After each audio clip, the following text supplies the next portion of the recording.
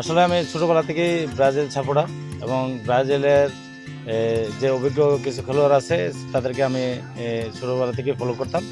তাই সমর্থক অনুযায়ী আপনার ব্রাজিলের কিছু অভিজ্ঞ খেলোয়াড় আছে, যে আমার প্রিয় খেলোয়াড় রোনাল্ডিনহো এবং রোনাল্ডো এবং কার্লোস এবং কাকা এবং সর্বকালের সর্ব খেলোয়াড় যাকে ফুটবলের রাজা বলে প্লে। আর নিউমার এসে তরুণ খেলোয়াড়।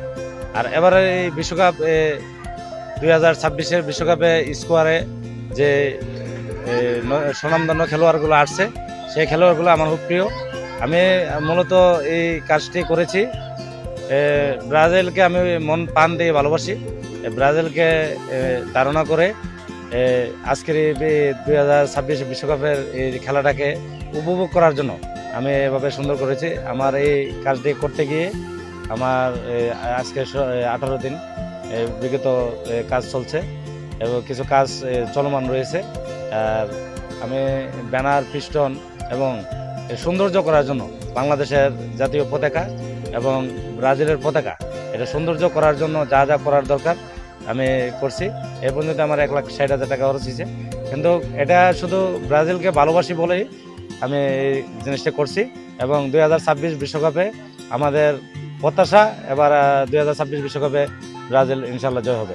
এর আগে আমি করেছিলাম 2বার, আমরা এই যে বাউন্ডারিটা করেছিলাম, এবার আমার পুরো বাড়ি করেছি বিল্ডিং সহ। ব্রাজিলে করি, ব্রাজিলের সাপোর্টার। আমি প্রবাসে থাকি। আমি দেশে আসার পরে আমার ছোট ভাই রুবেল ব্রাজিলের খুব ভক্ত।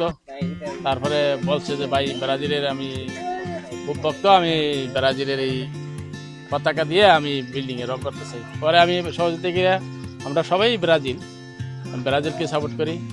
ব্রাজিল করতে যাই আমি পুরো বাড়ি আমি ব্রাজিল রং করেছি। 10-15 দিন লাগছে, 10-15 দিন আগে থেকেই কাজ চালু করছি। তারপরে এখানে আমার এক রুবেল ভাই, ওনার একটা বাড়িটা বহু টাকা খরচ করে এই কাজটা করছে, আমরা দেখার জন্য আসছি, এটা দেখার জন্য।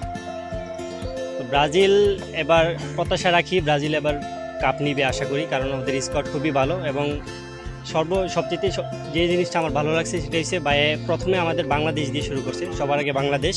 যখন ব্রাজিলের আদলে যখন করা হয়েছে তখন থেকে মানুষের আগমন বেশি, এখনও পর্যায়ক্রমে আসতেছে। তে আমাদের ভালো লাগে, কারণ হচ্ছে আমাদের প্রিয় দল ব্রাজিল।